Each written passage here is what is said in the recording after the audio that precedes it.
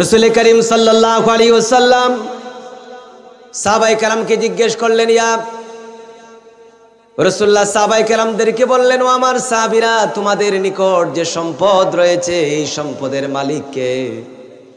সাহাবায়ে কেরামগণ বললেন, ইয়া রাসূলুল্লাহ, আমাদের নিকট যে সম্পদ রয়েছে এর মালিক তো হচ্ছে আমরা, এই সম্পদের মালিক তো আমরা। রাসূলুল্লাহ সাহাবায়ে কেরামদেরকে বললেন, ও আমার সাহাবীরা, যেই সম্পদের মালিক ওয়ারিশ হয়, ওয়ারিশরা যেই সম্পদের মালিক সেটার মালিক তোমরা কিভাবে হও? যেটাকে তোমার সম্পদ মনে করছো সেটা তোমার সম্পদ নয়, ওয়ারিশদের সম্পদ। ও আমার সাহাবীরা শুনো, তোমরা হচ্ছ সেই সম্পদের মালিক, সেটাই হচ্ছে তোমাদের সম্পদ, যেটা তোমরা আল্লাহ পাকের রাস্তায় দান করেছো, খয়রাত করেছো, এটাই হচ্ছে তোমার সম্পদ। সুবহানাল্লাহ পড়ে। আল্লাহ পাকের রাস্তায় রাসূলুল্লাহ বলেছেন, দান করেছো, খয়রাত করেছো, সাদকা করেছো, সেটাই হচ্ছে তোমার সম্পদ। আর যেটা তুমি দেখতে পাচ্ছ সেটা তোমার নয়, সেটা তোমার ওয়ারিশদের। মরে গেলে তোমার ওয়ারিশদের মধ্যে সেটা বন্টন হয়ে যাবে। হাজিরিনে কেরাম, সেজন্য দান খয়রাত করতে হবে সামর্থ্য অনুযায়ী, কোনো সময় নেওয়া যাবে না। নেককারদের দলে শামিল হয়ে যেতে হবে। ভালো মানুষ যারা ইমানদার, মুত্তাকি, পরহেজগার মানুষের দলে শামিল হয়ে যেতে হবে। নতুবা মৃত্যুর সময়, মৌতের সময় আপনাকে আমাকে আফসোস করা লাগবে। সেই সময় আফসোস করলে কোন কাজ হবে? নেককার মানুষের মধ্যে যেন আমরা শামিল হই। দোয়া করতে হবে কার নিকট? আল্লাহ পাকের নিকট দোয়া করতে হবে। নেককার মানুষের মধ্যে আল্লাহ পাক যেন শামিল করেন, সেজন্য রব্বে করিম, মাওলায়ে করিম, আল্লাহ পাকের দরবারে আমরা দোয়া করতে হবে আর বলতে হবে। দোয়াটা আল্লাহ রাব্বুল আলামিন কোরআনুল কারীমের মধ্যে আমাদেরকে শিখিয়েছেন। কোরআনুল কারীমের মধ্যে আল্লাহ পাক দোয়া শিখিয়েছেন, তোমরা দোয়া করো, তাওয়াফফানি মুসলিমান ওয়া আলহিকনি বিস-সালিহিন। সুবহানাল্লাহ পড়ে। হে আল্লাহ, আমাকে মুসলিম অবস্থায় মৃত্যু দান করুন এবং সালিহিনের অন্তর্ভুক্ত করুন। আমিন পড়েন। আল্লাহ পাক আমাদেরকে দোয়া শিখিয়েছেন, ও আমার বান্দারা, ও আমার বান্দিরা, দোয়া করো আমার নিকট দোয়া করো, আমি যেন তোমাদেরকে মুসলিম অবস্থায় মৃত্যু দান করি আর তোমরা যেন সালিহিনের অন্তর্ভুক্ত হতে পারো, এই তৌফিক যেন দান করি, সেজন্য আমার নিকট দোয়া করো। কোন সময় নয়, এখনই নেককারদের দলে শামিল হয়ে যা, কারণ আমরা কখন মৃত্যুবরণ করব আমরা জানি না। যদি নেককারদের দলে শামিল হতে দেরি করেন, মৃত্যুর সময় আফসোস করা লাগবে। প্রিয় হাজিরিন, আল্লাহ পাকের প্রিয় বান্দা যারা, এরা মৃত্যুর সময় আফসোস করেন না, মৃত্যুকে পিছিয়ে দেওয়ার জন্য কোনো আফসোস করেন না। বলা হচ্ছে যে আল্লাহ পাকের এক নেককার বান্দা, আল্লাহ পাকের এক নেককার বান্দা, তার মৃত্যুর সময়, মৃত্যুর আগে হযরত আজরাইল আলাইহিস সালাম তার নিকট আগমন করলেন। ওই ব্যক্তির নিকট আগমন করার পর হযরত আজরাইল আলাইহিস সালাম ওই ব্যক্তিকে বললেন, আল্লাহর বান্দা, আপনার সাথে আমার কিছু কথা রয়েছে। তো ওই নেককার বান্দা বললেন যে, আপনার কি কথা রয়েছে বলুন। হযরত আজরাইল আলাইহিস সালাম তখন তার পরিচয় দিলেন আর বললেন, ও আল্লাহর বান্দা, আমি হচ্ছি মালাকুল মউত আজরাইল, আজরাইল ফেরেশতা।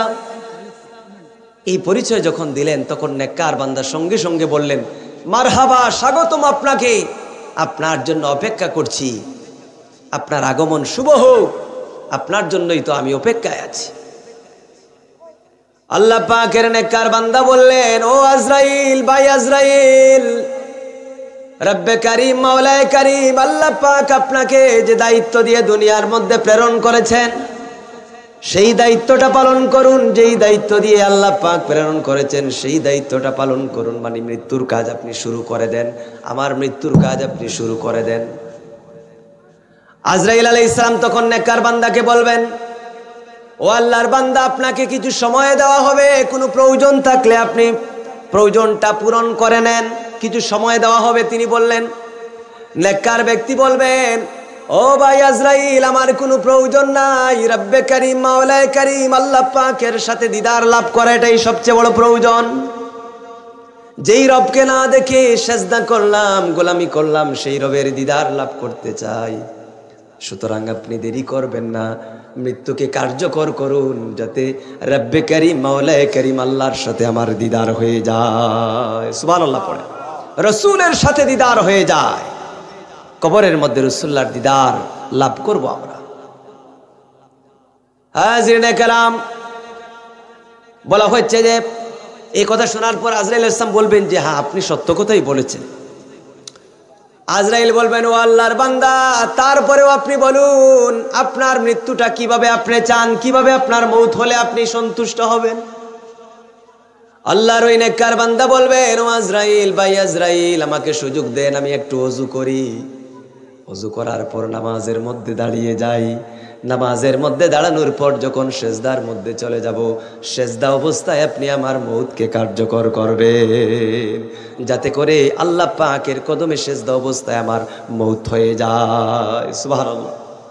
এইভাবে আল্লাহ পাকের নেককার বান্দার সেজদা অবস্থায় ওনার মৃত্যু হবে। প্রিয় হাজিন, তাহলে আমরা কি পেলাম? আমরা কি পেলাম? আল্লাহ পাকের প্রিয় বান্দা যারা, এরা মৃত্যুকে পিছিয়ে দেওয়ার জন্য কোনো চেষ্টা করেন না, বরং তাড়াতাড়ি মরার জন্য আজরাইল আলাইহিস সালামকে বলবেন যে তাড়াতাড়ি মৃত্যু কার্যকর করো। এই মৃত্যুটাই হচ্ছে একমাত্র বাধা আল্লাহর সাথে মিলিত হওয়ার পথে। হাজিরিনে কেরাম, নেককার যদি না হওয়া যায়, মুত্তাকি পরহেজগার মানুষ যদি না হওয়া যায়, মৃত্যুর সময় আফসোস করবেন, সদকা খয়রাত করার জন্য, নেককার দলের শামিল হওয়ার জন্য, কিন্তু সেই সময়ের আফসোস আল্লাহ পাকের দরবারে গ্রহণযোগ্য নয়। এই জন্য এমন ভাবে জীবনযাপন করতে হবে যাতে আফসোস করা না লাগে। এমন ভাবে জীবনযাপন করা আমাদের জন্য উচিত যাতে করে, প্রিয় হাজিরিন, যাতে করে মৃত্যুর সময় আজরাইল আলাইহিস সালাম বাধাপ্রাপ্ত হন। আমাদের মৌতকে কার্যকর করতে আজরাইল আলাইহিস সালাম বাধাপ্রাপ্ত হন। তখন বলবেন যে বাধা কি আমরা নিজেরা দিব? না, নিজে তো দেওয়ার কোনো সুযোগ থাকবে না, কারণ ওই সময় অত্যন্ত মুমূর্ষ অবস্থায় আমরা থাকব। নিজের কোনো শক্তি থাকবে না আজরাইল আলাইহিস সালামকে বাধা দেওয়ার। তাহলে কে দিবেন? আপনার ছেলে মেয়ে, সন্তান সন্ততি, বন্ধু বান্ধব, আত্মীয় স্বজন, তারা নাকি? না। মৃত্যুর ফেরেশতাকে দেখা যায় না, কোনো মানুষের পক্ষে দেখা সম্ভব নয়। হাজিরিনে কেরাম, কিভাবে আপনি বাধা প্রদান করবেন? ওই সময় আপনার আমার নেক আমল যেটা, এই নেক আমল মৃত্যুর ফেরেশতা আজরাইল আলাইহিস সালামকে বাধা দিবে। সুবহানাল্লাহ পড়ে, নেক আমলগুলো বাধা দিবে। প্রিয় হাজিরিন, নেক আমলগুলো বাধা দিবে। রাসূল করিম সাল্লাল্লাহু আলাইহি ওয়াসাল্লাম হাদিস শরীফের মধ্যে নবীজি ইরশাদ করেছেন, নবীজি বলেছেন, নেককার, ইমানদার, মুত্তাকি, পরহেজগার ব্যক্তির জান কবজ করার জন্য রাসূলুল্লাহ বলেছেন, যখন আজরাইল আলাইহিস সালাম যান, ওই ব্যক্তির জান কবজ করার জন্য হযরত আজরাইল আলাইহিস সালাম ব্যক্তির মুখের দিকে অগ্রসর হন। মুখের দিকে যখন অগ্রসর হন, তখন জবান হযরত আজরাইল আলাইহিস সালামকে ডেকে বলে, ও ভাই আজরাইল, আমি মুখের দিকে, জবানের দিকে আপনি অগ্রসর হবেন না, আমার দিকে আপনি অগ্রসর হবেন না তার জান কবজ করার জন্য। ও ভাই আজরাইল, আল্লাহর বান্দা যতদিন পর্যন্ত জমিনের মধ্যে ছিল, দুনিয়ার মধ্যে ছিল, এই জবানকে ব্যবহার করে রব্বে করিম মাওলায়ে করিম আল্লাহ পাকের নামের জিকির করেছে। আল্লাহ পাকের জিকির এই জবান দ্বারা বের হয়েছে। আমার দিকে অগ্রসর হবেন না, অন্য কোনো দিকে দেখুন এবং তার জান কবজ করুন। এবার আজরাইল আলাইহিস সালাম ব্যক্তির চোখের দিকে অগ্রসর হবেন, চোখ বাধা প্রদান করবে। কানের দিকে অগ্রসর হবেন, কান বাধা প্রদান করবে। হাতের দিকে অগ্রসর হবেন, হাত বাধা প্রদান করবে। পায়ের দিকে অগ্রসর হবেন, পা বাধা প্রদান করবে। বলবে, আল্লাহর ও ভাই আজরাইল, আল্লাহর বান্দা আমাদেরকে ব্যবহার করে তার এই অঙ্গ প্রত্যঙ্গকে ব্যবহার করে রব্বে করিম মাওলায়ে করিমের গোলামি করেছে। সুতরাং আমাদের দিকে অগ্রসর হয়ে আপনি তার জান কবজ করতে পারবেন না। এবার আজরাইল ইসলাম আটকা পড়বেন, এই ব্যক্তির জান কবজ করা তো সম্ভব হচ্ছে না। আজরাইল আলাইহিস সালাম আল্লাহ রাব্বুল আলামিনকে বলবেন, আল্লাহ, এমন একজন নেককার বান্দার জান কবজ করার জন্য গেলাম। ওই ব্যক্তি দিনদার, ইমানদার, মুত্তাকি, পরহেজগার, ইবাদতকারী বান্দা, তার প্রত্যেকটা অঙ্গ প্রত্যঙ্গ বাধা প্রদান করে। আল্লাহ, আমি তো কোনোভাবে তার জান কবজ করার সুযোগ পাচ্ছি না, আমি কি করতে পারি? আজরাইল ইসলাম আল্লাহ পাককে বলবে, আমার আল্লাহ রাব্বুল আলামিন হযরত আজরাইল আলাইহিস সালামকে বলবেন, ও আজরাইল, এক কাজ করো, তোমার হাতের মধ্যে আমার নামটা লিখো, আমার নামটা লিখো, আর সেই নামটা আমার মুমূর্ষ বান্দা, মৃত্যু পথযাত্রী বান্দার চোখের সামনে তুলে ধরো, দেখো কি হয়। এবার আজরাইল আলাইহিস সালাম আমার আল্লাহ পাকের হুকুম মতো তার হাতের মধ্যে আল্লাহ পাকের নাম লিখবেন, আল্লাহর নাম লিখবেন। মুমূর্ষ ব্যক্তির চোখের সামনে এইভাবে আল্লাহর নাম তুলে ধরবেন। আল্লাহ রাব্বুল আলামিনের নাম যখন এই মুমূর্ষ ব্যক্তি যখন দেখতে পাবেন, সঙ্গে সঙ্গে আল্লাহ পাকের নামের সৌন্দর্যের প্রতি তিনি মনোযোগী হয়ে পড়বেন, আল্লাহ পাকের নামের প্রতি তিনি মনোযোগী হয়ে পড়বেন। আর শেষ পর্যন্ত এই সুযোগে হযরত আজরাইল আলাইহিস সালাম ইমানদার ব্যক্তির জান কবজ করবেন। সুবহানাল্লাহ পড়েন। ওই ব্যক্তি মৃত্যু যন্ত্রণা যেটা, এটা টের পাবেন না, মৃত্যু যন্ত্রণা তিনি অনুভব করতে পারবেন না। হাজিরিনে কেরাম, তাহলে আমরা কি পেলাম? নেক আমল যদি করি, হাত পা এগুলো বাধা প্রদান করবে মৃত্যুর সময় আজরাইল আলাইহিস সালামকে। আর তখন আমাদের চোখের সামনে আল্লাহ পাকের নাম তুলে ধরা হবে, এবং আল্লাহ পাকের নাম দেখতে দেখতে আমাদের মৌত হবে, মৃত্যু হবে, মৃত্যুর যন্ত্রণা আমরা টের পাবো না। এজন্য এই হাত পা সমস্ত অঙ্গ প্রত্যঙ্গকে ব্যবহার করে রব্বে করিম মাওলায়ে করিমের গোলামি করতে হবে। এই হাত পা অঙ্গ প্রত্যঙ্গ ব্যবহার করে যদি আল্লাহ পাকের নাফরমানি করা হয়, গুনাহ করা হয়, অপরাধ করা হয়, এই হাত পা গুলো আপনার ব্যাপারে, আমার ব্যাপারে কিয়ামতের দিন আল্লাহ পাকের আদালতে সাক্ষ্য প্রদান করবে আমাদের বিরুদ্ধে। এই হাত দ্বারা যা গুনাহ করেছেন, হাত সাক্ষ্য প্রদান করবে, পা দ্বারা যা গুনাহ করা হয়েছে, পা সাক্ষ্য প্রদান করবে। এই জবানকে ব্যবহার করে যত নাফরমানি করা হয়েছে, কিয়ামতের দিন এই জবান আপনার বিরুদ্ধে আল্লাহর দরবারে সাক্ষী দিবে। কোরআনুল কারীমে আল্লাহ পাক তা বলেছেন। কোরআনুল কারীমের মধ্যে আল্লাহ রাব্বুল আলামিন সূরা ইয়াসিনের মধ্যে আল্লাহ পাক ইরশাদ করেছেন, আল-ইয়াউমা নাখতিমু আলা আফওয়াহিহিম ওয়া তুকাল্লিমুনা আইদিহিম ওয়া তাশহাদু আরজুলুহুম বিমা কানু ইয়াকসিবুন। সূরা ইয়াসিন। আল্লাহ পাক বলেন, আজ আমি মোহর মেরে দিব, তাদের মুখের মধ্যে মোহর মেরে দিব, তাদের হাত আমার সাথে কথা বলবে। আল্লাহ পাক বলেন, তাদের হাত আমার সাথে কথা বলবে, তাদের পা সাক্ষ্য প্রদান করবে বিমা কানু ইয়াকসিবুন, দুনিয়ার মধ্যে তারা যা কামাই করেছিল সেই ব্যাপারে।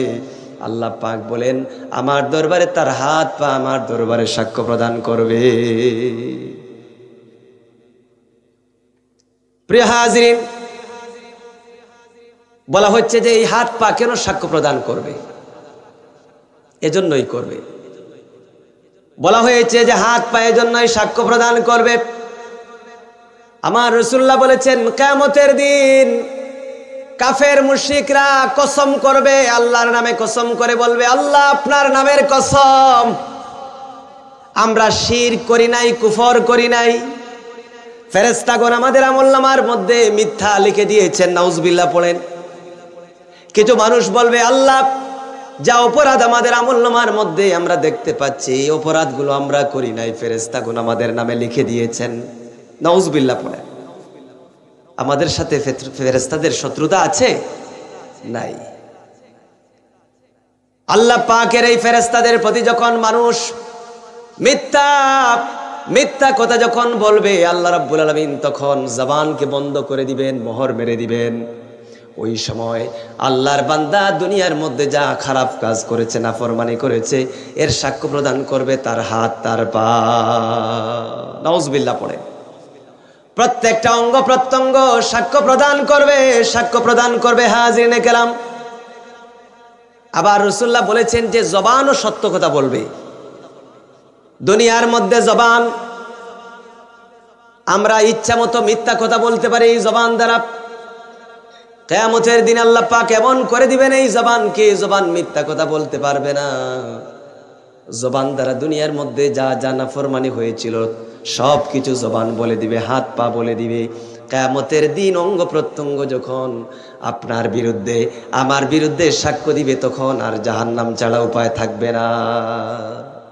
প্রিয় হাজরিন, সেজন্য এই অঙ্গ প্রত্যঙ্গ সেগুলি যেন কিয়ামতের দিন আপনার বিরুদ্ধে না যায়, আমার বিরুদ্ধে না যায়, এই অঙ্গ প্রত্যঙ্গ দ্বারা রব্বে কারীম মাওলায়ে কারীমের গোলামি করতে হবে। এই অঙ্গ প্রত্যঙ্গ ব্যবহার করে যদি ইবাদত বন্দেগী করি, মৃত্যুর সময় এই অঙ্গ প্রত্যঙ্গ আমাদের পক্ষে সাক্ষী দিবে, আজরাইল আলাইহিস সালামকে বাধা দিবে। সেজন্য আমরা আমাদের সব কিছুকে, অঙ্গ প্রত্যঙ্গ সব কিছু নিয়ে রব্বে কারীম মাওলায়ে কারীমের ইবাদতে মনোযোগী হতে হবে। আল্লাহ পাক যেন তৌফিক দান করেন, আমিন। প্রিয় হাজিরিন, এমন ভাবে জীবন যাপন করতে হবে যাতে মৃত্যুর সময় আমরা হাসতে পারি, দুনিয়ার মানুষ আমাদের জন্য কাঁদে।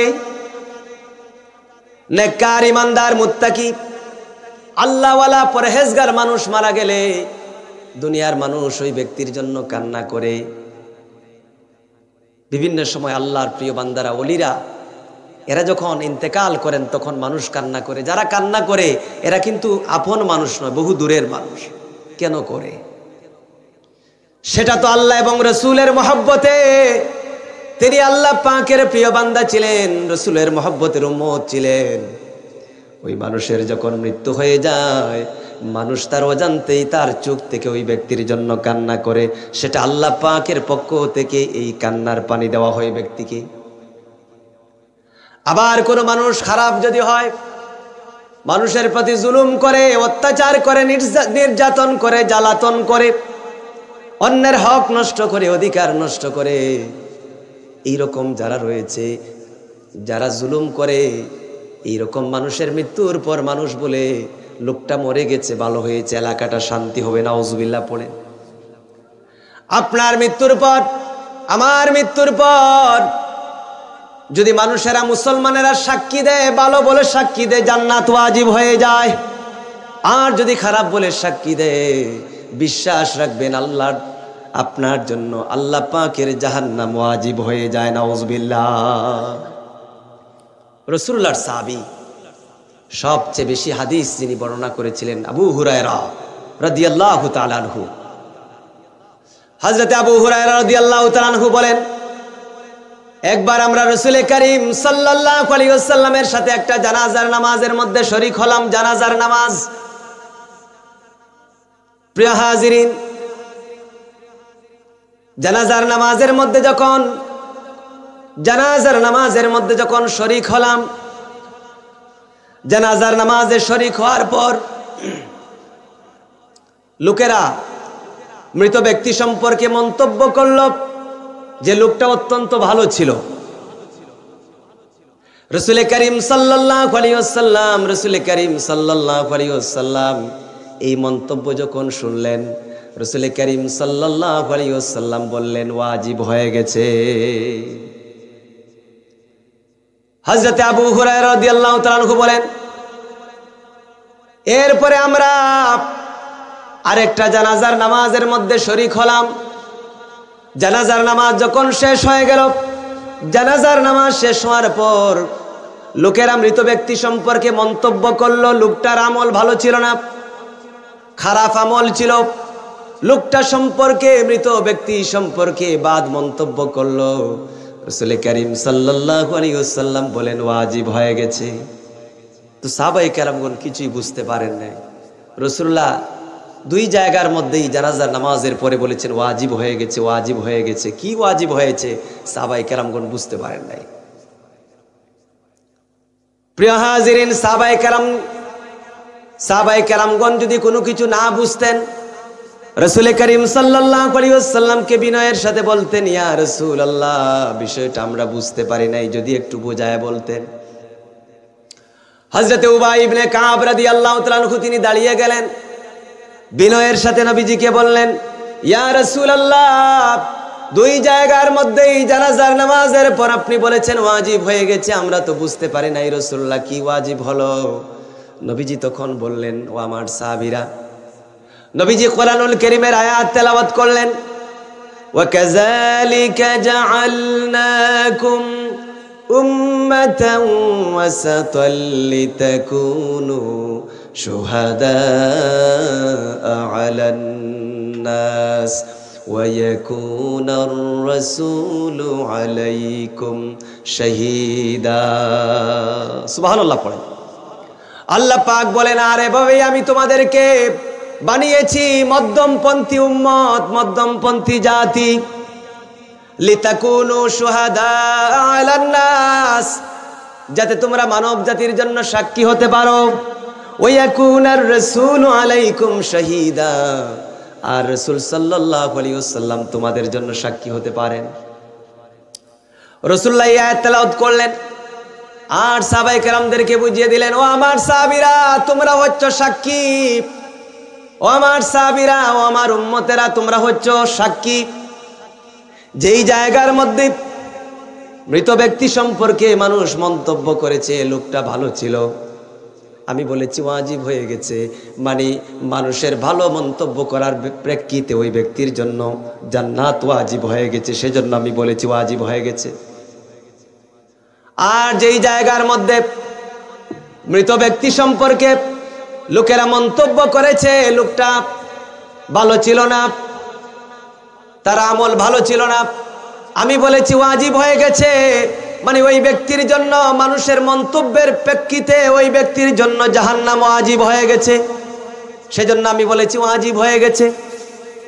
হাজিরিনে কেরাম, আমার রাসূল করিম সাল্লাল্লাহু আলাইহি ওয়াসাল্লাম আয়াত তেলাওয়াত করে সাহাবায়ে কেরামদেরকে বললেন, ও আমার সাহাবীরা, তোমরা হচ্ছ সাক্ষী, তোমরা যা সাক্ষ্য প্রদান করবে, যা সাক্ষ্য প্রদান করবে আল্লাহ রাব্বুল আলামিনের দরবারে তা গ্রহণযোগ্য হয়ে যায়। সুবহানাল্লাহ পড়ে। প্রিয় হাজিরিন, তাহলে এমন জীবন গঠন করতে হবে যাতে করে মৃত্যুর সময় আমরা হাসি এবং মানুষ আমাদের জন্য কাঁদে। আপনি যদি নেককার হন তাহলে অবশ্যই আপনার জন্য কান্না করবে, আর যদি বদকার হন, পাপী হন, মানুষের ক্ষতি করেন, তাহলে অবশ্যই আপনার মৃত্যুর পর, আপনার ইন্তেকালের পর মানুষ আপনার জন্য কাঁদবে না, বরং মানুষ বলবে মরে গেছে, লোকটা ভালো হয়েছে, নাউজুবিল্লাহ।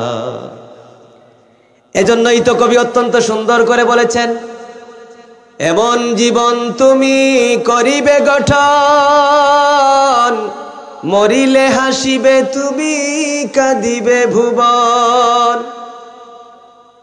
এমন জীবন গঠন করতে হবে, এমন জীবন গঠন করতে হবে যাতে মৃত্যুর সময় আমরা হাসতে পারি এবং মানুষ আমাদের জন্য কান্না করে। আল্লাহ পাকের প্রিয় বান্দাদের জন্য মানুষ কিন্তু কান্না করে। শুধু তাই নয়, বলা হচ্ছে যে ঈমানদারদের মৃত্যুর পর তাদের সেজদার জায়গা 40 দিন পর্যন্ত কান্না করে। সুবহানাল্লাহ পড়েন। হাজিরিনে কেরাম, মুমিন ব্যক্তি, ঈমানদার ব্যক্তি, নামাজি ব্যক্তি যিনি নামাজ আদায় করতেন, ওই ব্যক্তির মারা যাওয়ার পর, ইন্তেকাল করার পর ওই ব্যক্তির সেজদার জায়গা 40 দিন পর্যন্ত ওই ব্যক্তির বিরহে কান্না করে, 40 দিন পর্যন্ত কান্না করে। সেজন্য প্রিয় হাজিরিন, নেককার হতে হবে, নামাজি হতে হবে, তবেই সেজদার জায়গা আপনার আমার জন্য আমাদের মৃত্যুর পর 40 দিন পর্যন্ত কান্না করবে। নামাজি না হলে তো আপনি কিভাবে কান্না করবে সেজদার জায়গা? আপনি তো নামাজই পড়েন নাই। আমরা সেজদা করব আল্লাহ রাব্বুল আলামিনের কদমের মধ্যে, বিভিন্ন জায়গার মধ্যে সেজদা করব, এক জায়গার মধ্যে নয়। মসজিদের মধ্যে নামাজ পড়ব, বিভিন্ন জায়গার মধ্যে। যতটা জায়গার মধ্যে সেজদা করবেন প্রত্যেকটা জায়গা ইন্তেকালের পর আপনার জন্য কান্না করবে প্রিয় হাজিরিন। আর আমাদের জন্য তো আল্লাহ পাক সমস্ত দুনিয়াকে আল্লাহ পাক নামাজের জায়গা বানিয়ে দিয়েছেন, সুবহানাল্লাহ পড়েন।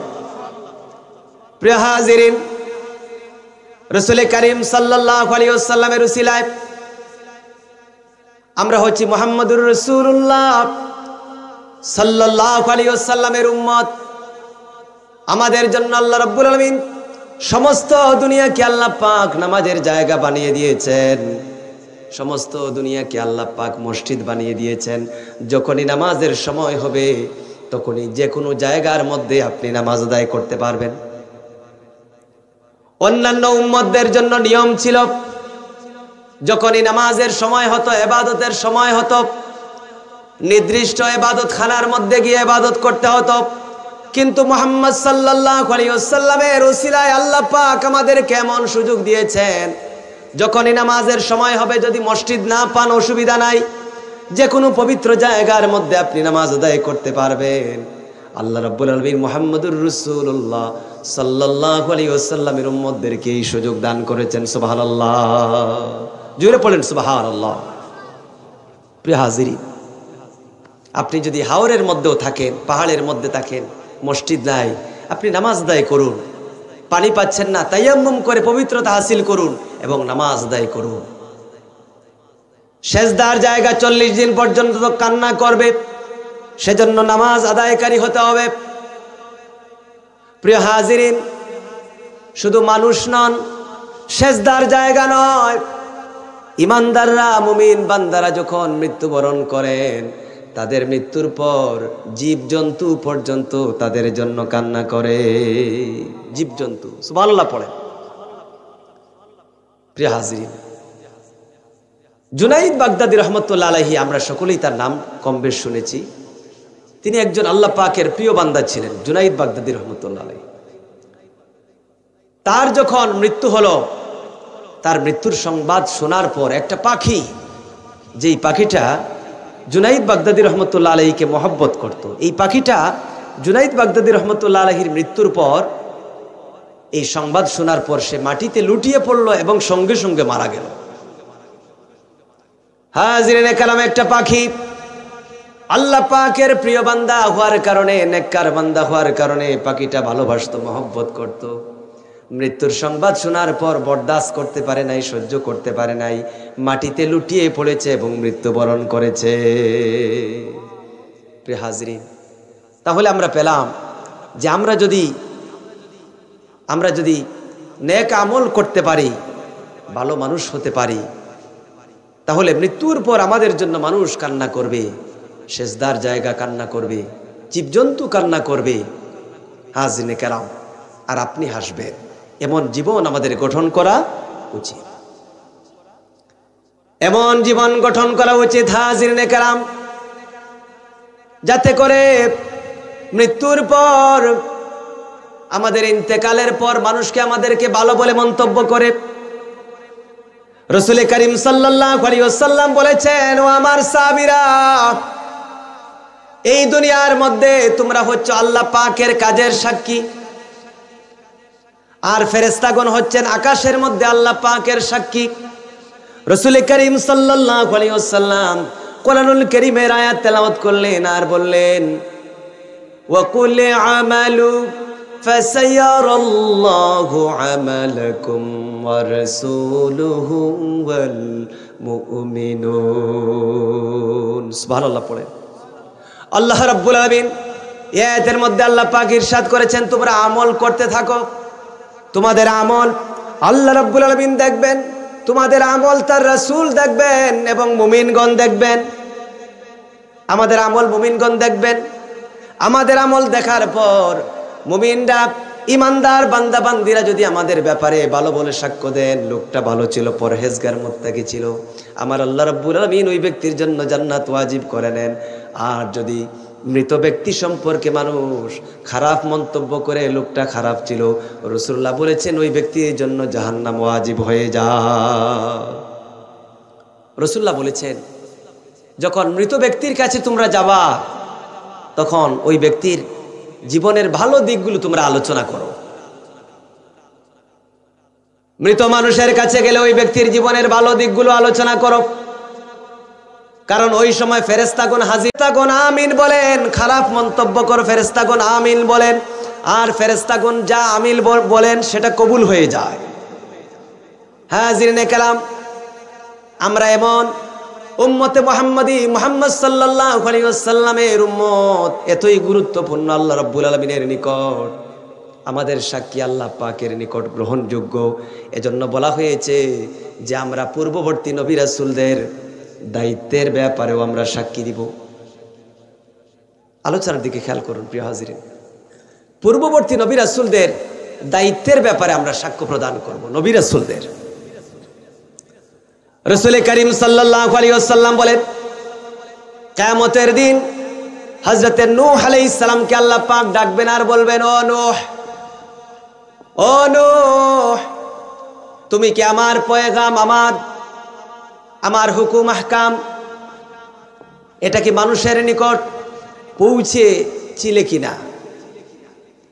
নূহ আলাইহিস সালাম বলবেন, আল্লাহ, আমি আপনার আদেশ নিষেধ, আপনার পয়গাম আমার উম্মতের কাছে, আমার জাতির কাছে পৌঁছেছি, আমি আমার দায়িত্ব পালন করেছি। নবীজি সাল্লাল্লাহু আলাইহি ওয়াসাল্লাম বলেন, এরপরে আল্লাহ পাক নূহ আলাইহিস সালামের উম্মতদেরকে আল্লাহ পাক ডাকবেন আর বলবেন, ও নূহ নবীর উম্মত, তোমাদের নিকট আমার পয়গাম, আমার হুকুম আহকাম পৌঁছানো হয়েছিল কিনা? নূহ আলাইহিস সালামের উম্মত বলবে, আল্লাহ, আমাদের নিকট কোনো সতর্ককারী আসেন নাই। নাউজুবিল্লাহ পড়েন, মিথ্যা কথা বলবে। নূহ আলাইহিস সালামের উম্মত বলবে, আমাদের নিকট কোনো সতর্ককারী আসেন নাই, কোনো সতর্ককারী আসেন নাই, মিথ্যা কথা বলবে। অথচ হযরত নূহ আলাইহিস সালাম ৯৫০ বছর পর্যন্ত আল্লাহ পাকের দ্বীনের দাওয়াত দিয়েছিলেন, ৯৫০ বছর। এরা মিথ্যা কথা বলবে। তো আল্লাহ রাব্বুল আলামিন তো সবকিছু জানেন, আল্লাহ রাব্বুল আলামিন জানেন। এরপরেও আল্লাহ পাক নূহ আলাইহিস সালামকে বলবেন, ও নূহ, ও আমার নবী নূহ, আপনার কোনো সাক্ষী আছেন নাকি? সাক্ষী থাকলে হাজির করেন। এবার নূহ আলাইহিস সালাম বলবেন, আল্লাহ, আমার সাক্ষী রয়েছেন, আমার সাক্ষী হলেন মুহাম্মদ সাল্লাল্লাহু আলাইহি ওয়াসাল্লামের উম্মত। আমাদের কথা বলবেন যে মুহাম্মদুর রাসূলুল্লাহ সাল্লাল্লাহু আলাইহি ওয়াসাল্লামের উম্মত হচ্ছেন আমার সাক্ষী। উম্মতে মুহাম্মাদি আমরা তখন সাক্ষী প্রদান করব, আল্লাহ পাকের দরবারে সাক্ষী প্রদান করব।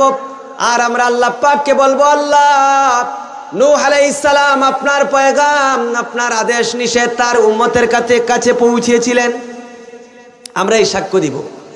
তো আমরা যখন এই সাক্ষ্য দিব, তখন নূহ আলাইহিস সালামের উম্মত বলবে যে উম্মতে মুহাম্মাদি এরা কিভাবে সাক্ষী হয়? এরা তো আমাদের বহু পরে পৃথিবীর মধ্যে এসেছে, এরা সাক্ষী হয় কিভাবে? উম্মতে মুহাম্মাদি তখন আল্লাহ রাব্বুল আলামিনকে বলবে, আল্লাহ, আমরা আমাদের নবীজি মুহাম্মদুর রাসূলুল্লাহ সাল্লাল্লাহু আলাইহি ওয়াসাল্লামের প্রতি আমরা ঈমান এনেছি, এবং আমাদের নবীজির প্রতি আপনি যে কিতাব নাজিল করেছেন সেই কিতাব কোরআনুল কারীমের প্রতিও আমরা ঈমান এনেছি।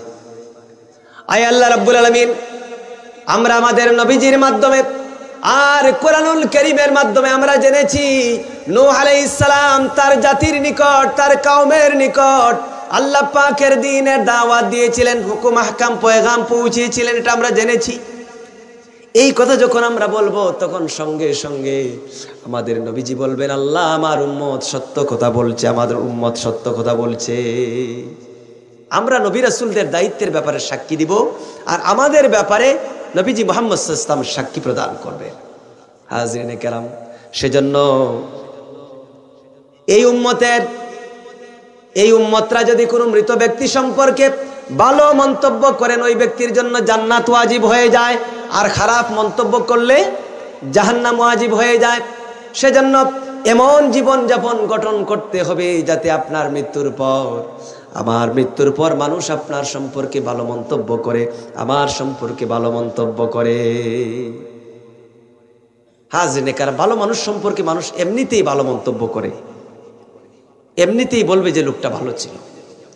এই যে আমরা মারা যাওয়ার পর জানাজার নামাজের মধ্যে নিয়ে যাওয়ার পর বলি লোকটার কেমন ছিল, তখন আমরা বলি যে ভালো ছিল। এটা তো বলার জন্য বলা, আমি নিষেধ করছি না এটাকে, কিন্তু প্রকৃত যিনি আল্লাহ পাকের প্রিয় বান্দা ছিলেন ওই ব্যক্তি সম্পর্কে এমনিতেই মানুষ ভালো মন্তব্য করবে।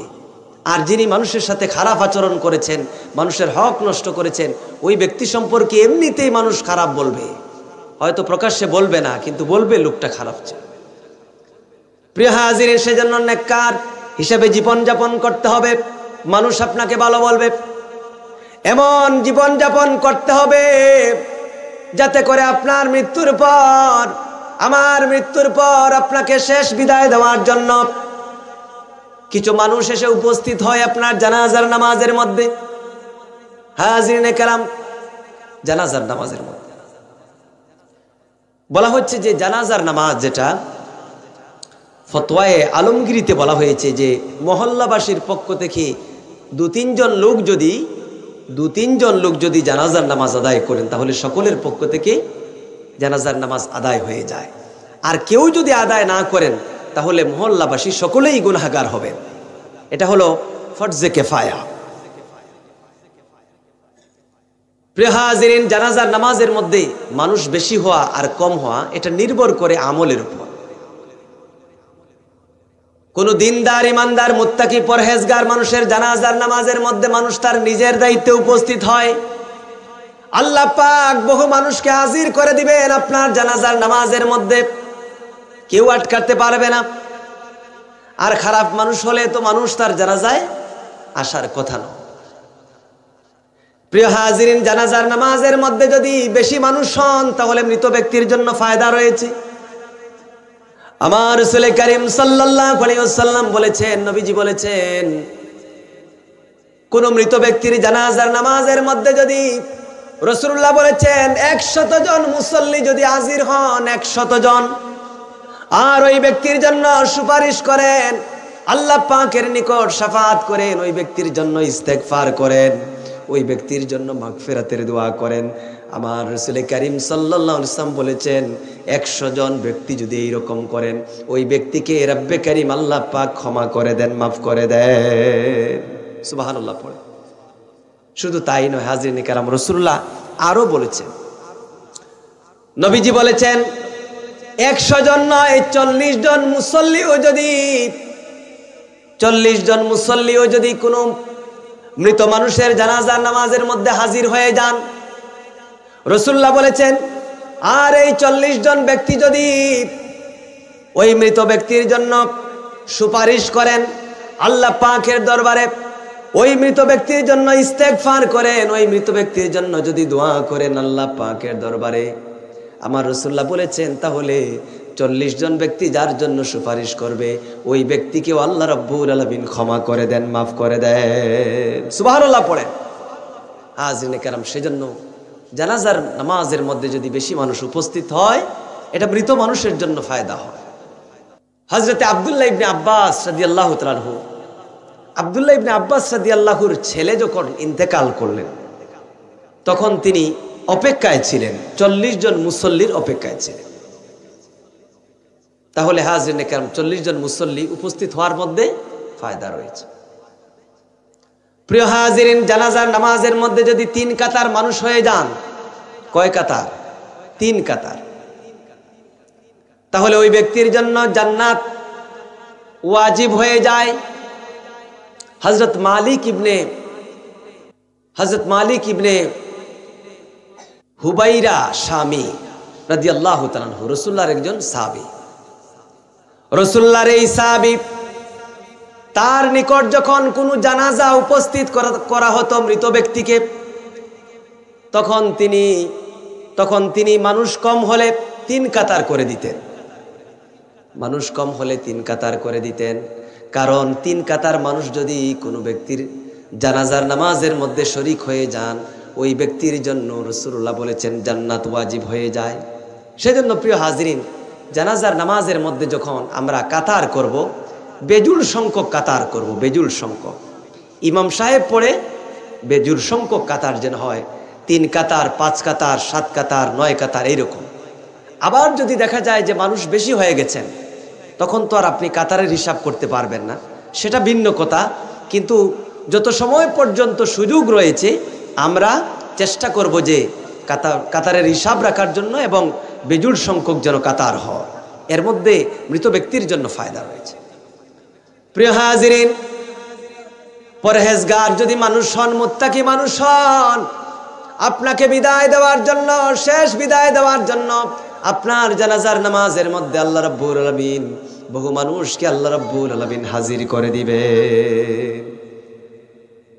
প্রিয় হাজিরিন, সেজন্য নেককার হয়ে জীবনযাপন করতে হবে, এমন জীবনযাপন করতে হবে যাতে করে মৃত্যুর পর, মৌতের পর আমাদের কবরের মধ্যে, মৃত্যুর পর আমাদের কবরের মধ্যে সওয়াব পৌঁছে। মৃত্যুর পর কিন্তু সওয়াব পৌঁছে। প্রিয় হাজিরিন, মৃত্যুর পর, মৌতের পর যদি সওয়াব পৌঁছাতে হয়, মৃত্যুর পর যদি সওয়াব পৌঁছাতে হয়, তাহলে বেশ কিছু আমল রয়েছে, সেই আমলগুলো আমাদেরকে করতে হবে। প্রিয় হাজিরিন, বলা হচ্ছে যে আমরা যদি মৃত্যুর পর যদি কবরের মধ্যে সওয়াব পৌঁছাতে হয়, তাহলে ভালো কাজের সাথে জড়িত হতে হবে এবং ভালো কাজের সূচনাকারী হতে হবে। প্রিয় হাজিরিন, ভালো কাজের সূচনাকারী হতে হবে। রাসূল করিম সাল্লাল্লাহু আলাইহি ওয়াসাল্লাম বলেছেন, আদ-দাল্লু আলাল খায়রি কাফাইলিহি, ভালো কাজের সূচনাকারী, ভালো কাজ সম্পাদনকারীর মতোই। যেমন এই যে ওয়াজ মাহফিলের আয়োজন করা হয়েছে, এই ওয়াজ মাহফিল যারা শুরু করেছেন, এই শুরু যারা করেছেন, এই ব্যক্তিদেরকে আল্লাহ পাক সওয়াব দান করবেন। যত মানুষ এই মাহফিলের মধ্যে এসে হাজির হবেন, উপস্থিত হবেন, তবে আল্লাহ পাক অন্যদের আমল থেকে সওয়াব নিয়ে দিবেন না, বরং আলাদা সওয়াব দান করবেন।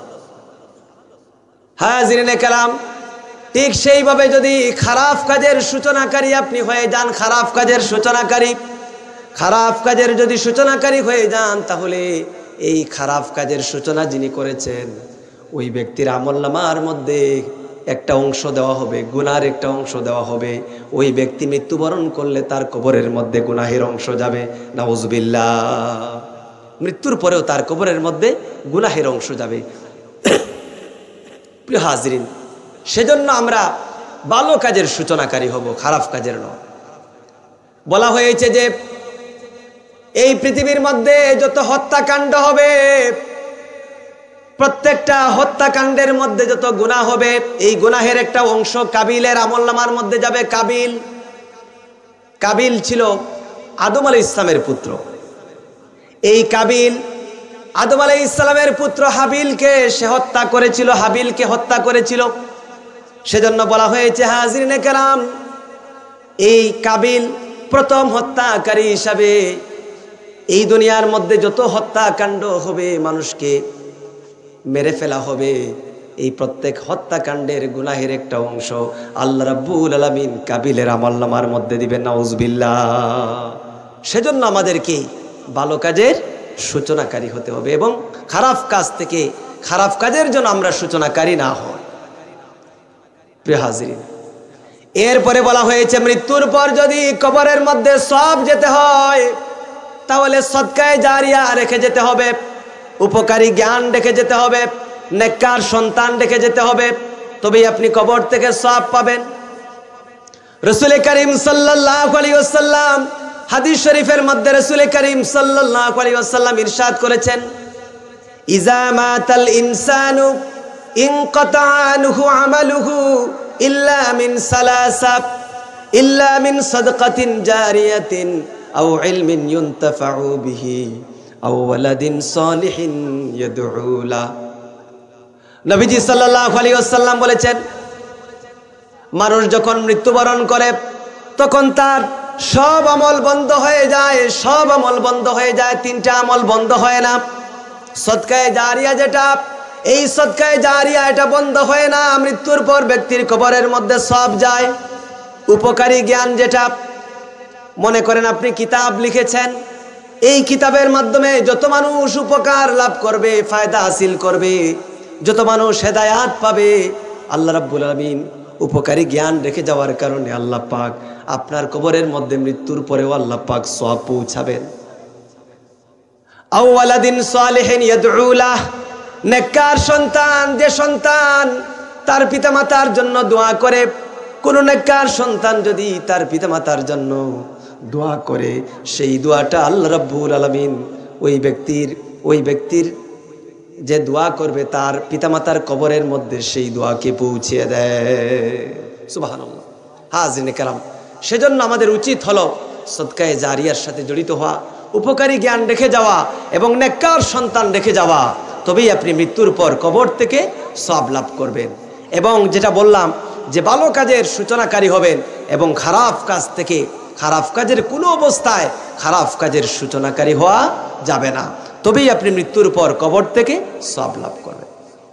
হাজিরিনে কেরাম, তাহলে আমরা যা আলোচনা করলাম, এই আলোচনা দ্বারা এটাই আমরা অনুধাবন করতে পারলাম, বুঝতে পারলাম যে এমনভাবে আমাদের জীবনযাপন করা উচিত যাতে করে আমরা মৃত্যুর পর আমাদেরকে মানুষ নেককার মানুষ হিসাবে, ইমানদার মানুষ হিসাবে, মুত্তাকি মানুষ হিসাবে যেন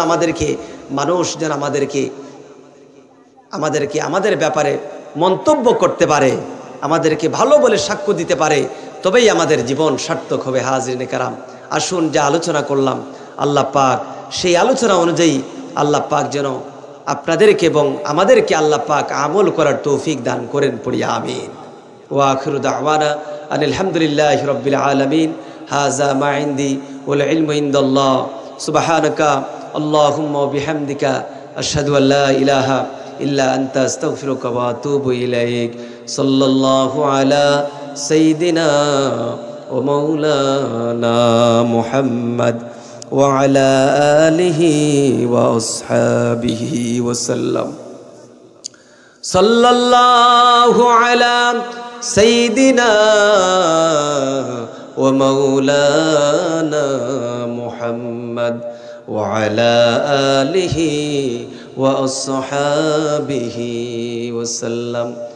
সাল্লাল্লাহু আলা সাইয়্যিদিনা ওয়া মাওলানা মুহাম্মদ ওয়া আলা আলিহি ওয়া আসহাবিহি ওয়া সাল্লাম। আস্তাগফিরুল্লাহ ইন্নাল্লাহা গফুরুর রহিম। আস্তাগফিরুল্লাহ ইন্নাল্লাহা গফুরুর রহিম। আস্তাগফিরুল্লাহাল আযীমাল্লাযী লা ইলাহা ইল্লা হুয়াল হাইয়ুল কাইয়্যুম ওয়া আতুবু ইলাইহি ওয়ালা হাওলা ওয়ালা কুওয়াতা ইল্লা বিল্লাহিল আলিয়্যিল আযীম।